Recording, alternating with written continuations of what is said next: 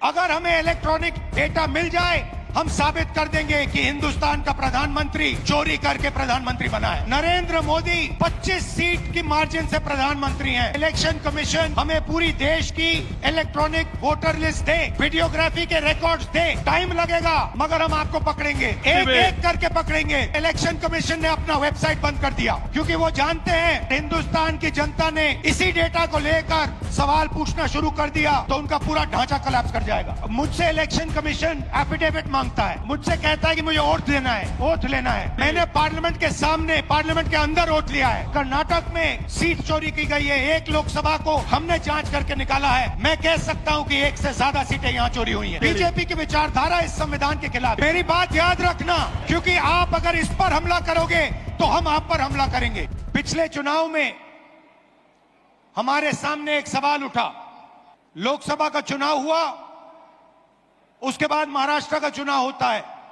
लोकसभा में हमारा गठबंधन महाराष्ट्र के चुनाव को जीतता है और फिर 4 महीने बाद बीजेपी महाराष्ट्र में विधानसभा जीतती है। आश्चर्यजनक नतीजा था। हमने पता लगाया तो पता लगा कि 1 करोड़ नए वोटरों ने वोट किया विधानसभा में।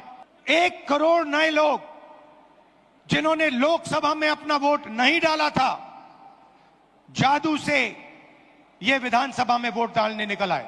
और जहां भी ये नए वोटर आए वहां पर बीजेपी चुनाव जीती। हमारे गठबंधन के वोट कम नहीं हुए, जितने हमें लोकसभा में मिले उतने ही हमें विधानसभा में मिले। और सारे के सारे जो वोटर बढ़ाए गए वो बीजेपी के खाते में गए। उस दिन हमने डिसाइड किया कि कुछ ना कुछ दाल में काला है। कर्नाटक में हमारी जो सर्वेस थी, हमारी जो पोलिंग थी,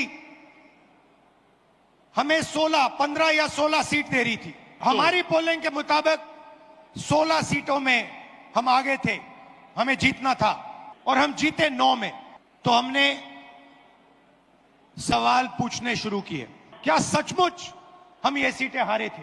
चुनाव आयोग से हम वोटर लिस्ट मांगते थे, electronic soft copy voter list की मांगते थे, वो मना कर देते। वीडियोग्राफी मांगी, उन्होंने नहीं दी और फिर कानून बदल दिया और फिर कहा कि 45 दिन के अंदर, 45 दिन के बाद वीडियोग्राफी को खत्म कर देना चाहिए, डिस्ट्रॉय कर देना चाहिए।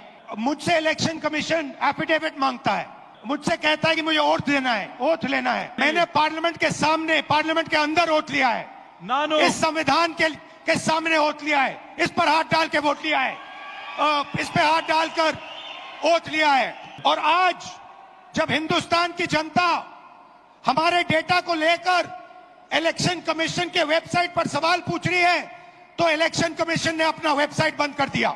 मध्य प्रदेश, राजस्थान, बिहार के वेबसाइट बंद कर दिए हैं क्योंकि वो जानते हैं कि अगर हिंदुस्तान की जनता ने इसी डेटा को लेकर सवाल पूछना शुरू कर दिया तो उनका पूरा ढांचा कोलैप्स कर जाएगा।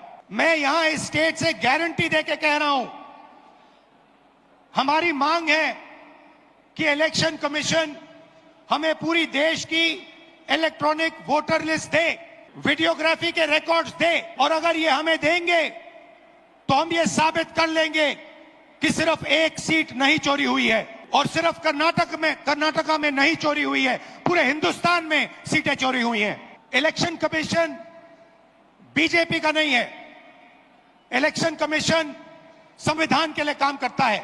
और कर्नाटक में सीट चोरी की गई है, एक लोकसभा को हमने जांच करके निकाला है।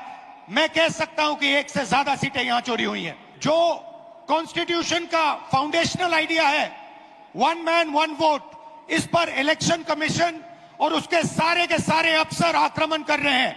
इसका मतलब वो संविधान पर आक्रमण कर रहे हैं, हिंदुस्तान के गरीब जनता पर आक्रमण कर रहे हैं। और मैं उनसे कहना चाहता हूं, अगर आप सोच रहे हो कि आप इस पर आक्रमण करके बचोगे तो फिर से सोचो। टाइम लगेगा मगर हम आपको पकड़ेंगे, एक एक करके पकड़ेंगे। मेरी बात याद रखना, क्योंकि आप अगर इस पर हमला करोगे तो हम आप पर हमला करेंगे। ये हिंदुस्तान की आवाज है। याद रखिए, नरेंद्र मोदी 25 सीट की मार्जिन से प्रधानमंत्री हैं। एक सीट हमने दिखा दी कि चोरी हुई है। 25 सीट वो 35,000 या कम वोटों से जीते हैं। अगर हमें इलेक्ट्रॉनिक डेटा मिल जाए, हम साबित कर देंगे कि हिंदुस्तान का प्रधानमंत्री चोरी करके प्रधानमंत्री बना है। पूरे देश को यह सवाल पूछना चाहिए कि इलेक्शन कमीशन इलेक्ट्रॉनिक डेटा और वीडियोग्राफी क्यों नहीं दे रहा है। मैं लीडर ऑफ ऑपोजिशन हूं, मगर मैं अकेला नहीं बोल रहा हूं। हिंदुस्तान की सारी राजनीतिक ऑपोजिशन की पार्टियां ये सवाल पूछ रही हैं और इलेक्शन कमीशन को एकदम ये डेटा हमारे हवाले कर देना चाहिए। कर्नाटक में जो हमने डेटा निकाला है वो एक क्राइम का एविडेंस है। 6 महीने लगे हमें उस डेटा को निकालने के लिए। इतना बड़ा कागजों की फाइल थी। एक फोटो को लाखों फोटो के सामने कंपेयर किया है, हर एक नाम को चेक किया है और हम मानते हैं कि हिंदुस्तान का पूरा जो डेटा है, इलेक्शन का डेटा है, वो एविडेंस है। और अगर उसको किसी ने डिस्ट्रॉय किया तो वो एविडेंस को डिस्ट्रॉय कर रहा है और उस क्राइम को आगे बढ़ा रहा है। और इलेक्शन कमीशन के लोगों को एक और बात माननी होगी, समझना होगा। हमें एक सीट की सच्चाई निकालने के लिए 6 महीने लगे, मगर अगर आपने हमें डेटा नहीं दिया तो हम ये काम एक नहीं 10, 15, 20, 25 सीटें में भी कर सकते हैं। पेपर कॉपियां हैं हमारे पास, आप छुपा नहीं सकते और आप छुप नहीं सकते। एक ना एक दिन आपको ऑपोजिशन का सामना करना पड़ेगा। हर ऑफिसर को और इलेक्शन कमिश्नर को यह बात अच्छी तरह समझ लेनी चाहिए। यहां पे एक लोकसभा चोरी की गई है, यह एक क्रिमिनल एक्ट है। कर्नाटक की जनता के खिलाफ एक क्रिमिनल एक्ट है। कर्नाटका की सरकार को इस क्राइम का इन्वेस्टिगेशन करना चाहिए और एक्शन लिया जाना चाहिए। ये जो इलेक्शन कमीशन के ऑफिसर्स हैं जिन्होंने 1000, 10,000, 15,000 लोगों को, फेक लोगों को वोटर लिस्ट में डाला है, इनसे सवाल पूछना चाहिए और महादेवापुरा की सच्चाई निकालनी चाहिए।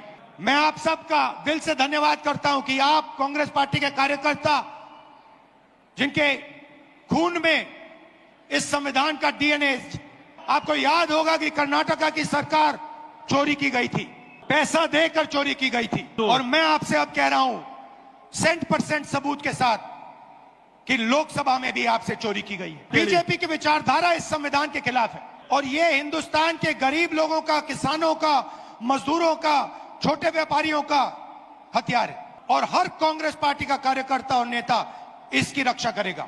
और इलेक्शन कमीशन को एकदम हिंदुस्तान की सारी इलेक्ट्रॉनिक वोटर लिस्ट पिछले 10 साल की हमें दे देनी चाहिए और वीडियोग्राफी भी दे देनी चाहिए। और अगर ये नहीं देंगे तो वो एक क्राइम को छुपा रहे हैं और बीजेपी को इलेक्शन चोरी करने की मदद कर रहे हैं। जय संविधान, जय हिंद।